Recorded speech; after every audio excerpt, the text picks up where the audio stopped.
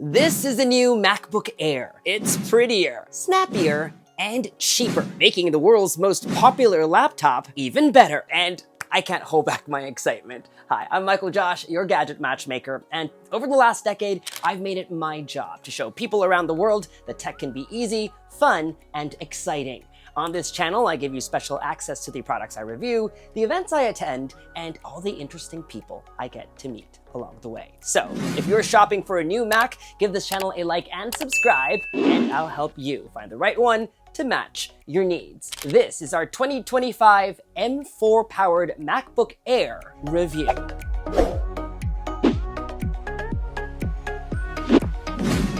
There's no easier way to get me excited about a product than offering it in blue. I know, I'm easy like that, but you really have to see this device up close and you'll get it. In fact, here's a quick unboxing before we start. The box is pretty nondescript as it has the Air sideways to emphasize how thin it is. There's way too much white space if you ask me. But let's hurry up and dig inside. I want to show you the new sky blue model. And this, by the way, is the 15-inch Air. It's so stunning. In person, this new sky blue MacBook Air is silvery with hints of light blue. It replaces space gray in the lineup and is also available in silver, starlight, and midnight, which means my own personal space gray MacBook Air is now a collector's item. I'm so glad I decided to protect it with a skin. I know a lot of you in the comments have been clamoring for richer, more vibrant colors, but I'd argue there's nothing quite like the sophistication of a metallic looking laptop. Speaking of finishes on a MacBook, the other day I was hanging out with a friend and he had a silver MacBook Pro. I have the darker midnight model, and I asked him, why do you choose this color? And his answer was, because it's easier to keep clean, and I highly agree because my MacBook Pro can get smudgy. So I'm definitely going to be rocking the sky blue Air with pride this year. Also inside the box, some paperwork, a braided MagSafe charging cable, which is also in sky blue. And because I have the 15-inch model, it comes with a 35-watt dual USB-C adapter. When you check out online, you have the option between this and a 70-watt USB-C adapter, this one right here, except when you purchase the entry-level 13-inch model, you just get the single-port 30-watt charger instead. Or you can pay an extra $20 for one of these two.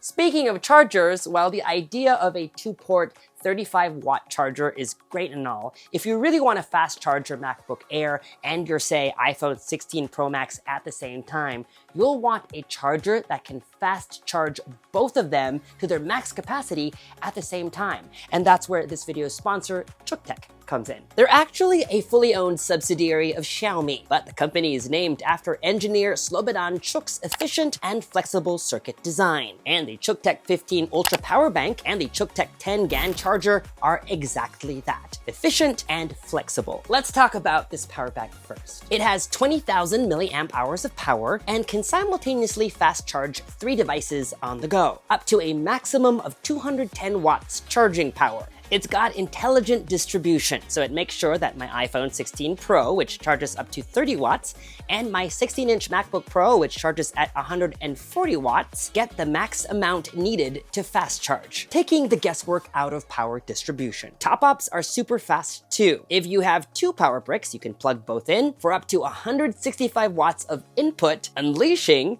beast mode. And you'll know how much power your devices are getting thanks to its 1.3-inch display, which shows real-time charging data. Next up, the CUKTECH 10 GAN charger also has 3 ports, so you can fast charge up to 3 devices simultaneously. These USB-C ports can push up to 100 watts of power individually. So with just a 30-minute charge, my MacBook Pro can still get to 44%. Thanks to GAN technology, it's compact and perfect for travel. Compare that to Apple's pretty large 96-watt charging adapter. It's also got this sleek matte finish with a textured grip, making it easier to plug in and out. CUKTECH also makes a smaller 65-watt charger with 3 ports. I'll make sure to put links to all of these devices in the description box below.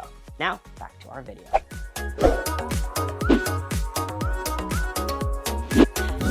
While a new color is exciting and all, the most important thing that you have to know about this year's updates to the MacBook Air is that you get more for less. That's right, the new 2025 MacBook Air is $100 cheaper than last year's model, so it now starts at $999 for the 13-inch Air and $1199 for the 15-inch Air. Less than $1,000 for a MacBook Air is a sweet deal, and if you can get that educational discount, even better. Despite its lower price tag, you are getting more. A processor bump from M3 to M4, which comes with more CPU processing cores. And here's the big one, more RAM. MacBook Airs now come with 16 gigabytes as the base option instead of 8 gigabytes. And for those willing to pay extra to upgrade, you can now go all the way up to 32 gigabytes. To test out the power of the M4 chip, let's do something we don't usually do very often on this channel, some benchmarking tests. Notice in terms of both CPU and GPU, there's a huge jump from M2 to M4, but really where the numbers excel are in terms of NPU performance. And this is something that you should keep in mind when you're thinking about getting a refurbished older model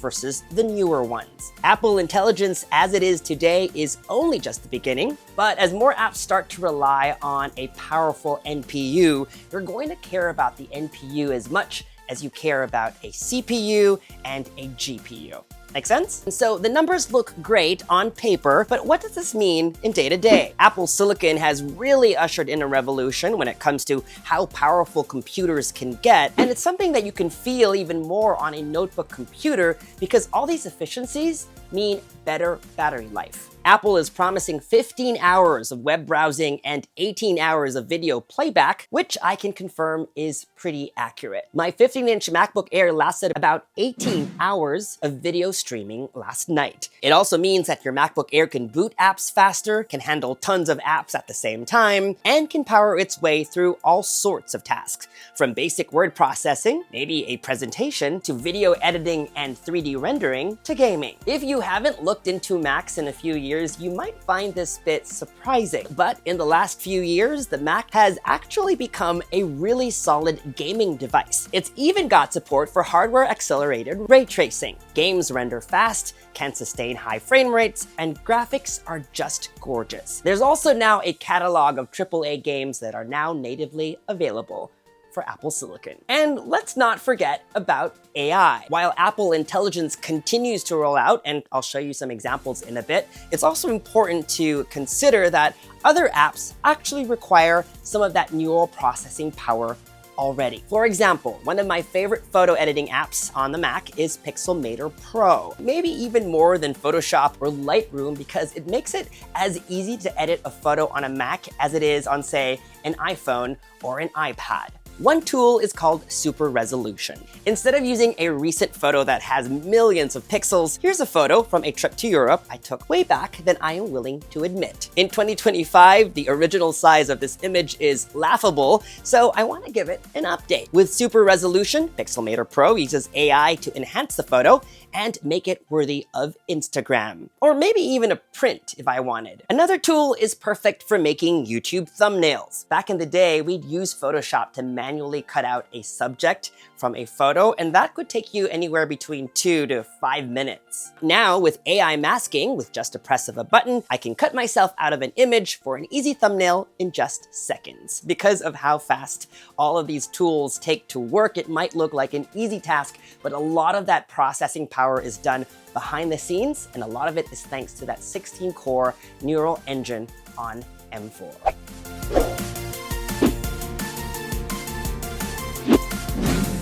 I'm so used to having a center stage camera on many of my Apple devices that I forget it's only just now available on the MacBook Air. We first saw the feature on iPads and then studio displays, and finally on the iMac and MacBook Pro just last year. This year, the MacBook Air gets it too. And I must say, it really is a much improved camera experience. Of course, I like that this camera follows me around and keeps me in the center of a frame, hence the name Center Stage, but also because you get desk view, which lets me do a demo or show whomever I'm FaceTiming with whatever is on my desk. Recently, I was on a call with my nephew David, and I wanted to show him some of my Lego cars, and desk view came in super handy for this show and tell.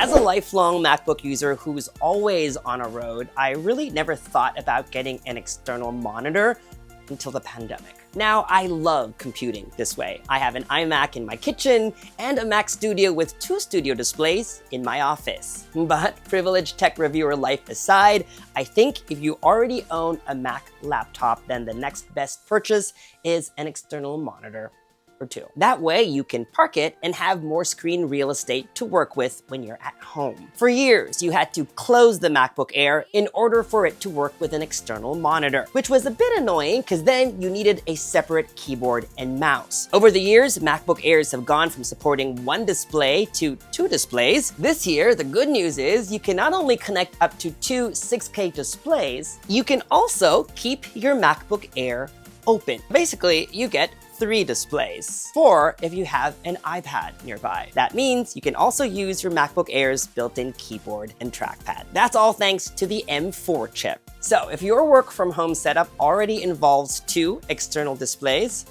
this is going to be a game changer.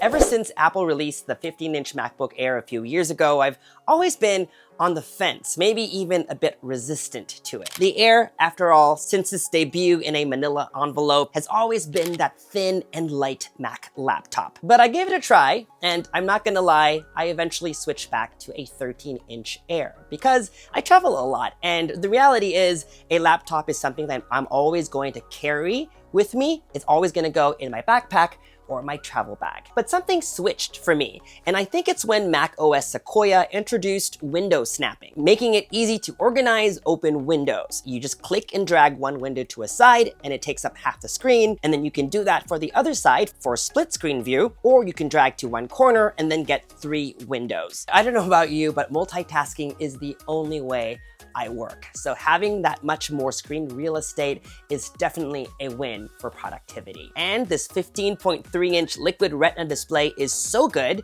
Colors are bright and vibrant, and it can go all the way up to 500 nits of brightness. While we're talking about the differences between the 13 and 15-inch MacBook Air, the other difference is that because of its larger chassis, the 15-inch model has a 6-speaker sound system with force-canceling woofers.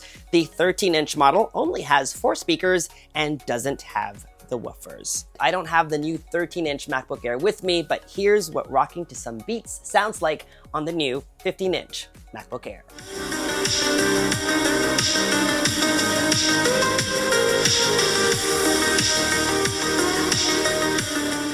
The amount of ports are the same regardless of which size you choose. You have MagSafe for charging, 2 USB-C Thunderbolt 4 ports on the left, and a solo headphone jack on the right. If there was one critique, if I could call it that, is that I wish there was an extra USB-C port on the right as well.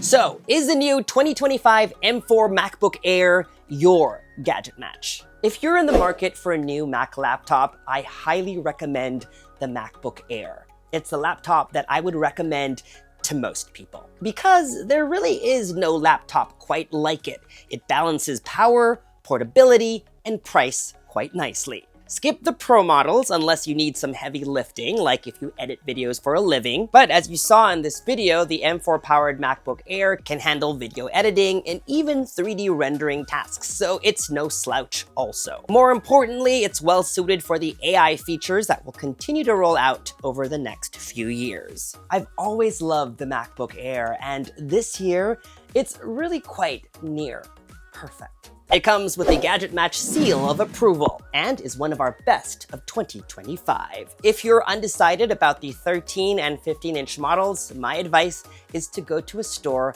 and check them out yourself. Nothing beats the portability of the 13-inch Air, but the gorgeous screen on the 15-inch model is definitely worth checking out. And that was our 2025 M4-powered MacBook Air review. If you'd like to see more videos like this one, you know the drill, folks. Subscribe to this YouTube channel and hit that bell icon so that you get notified as soon as we post new videos. Follow me on social media for all the behind-the-scenes fun, travel, and fashion. And for news and updates, make GadgetMatch.com your daily habit. Until the next video, I'm Michael Josh. Thanks for dropping by.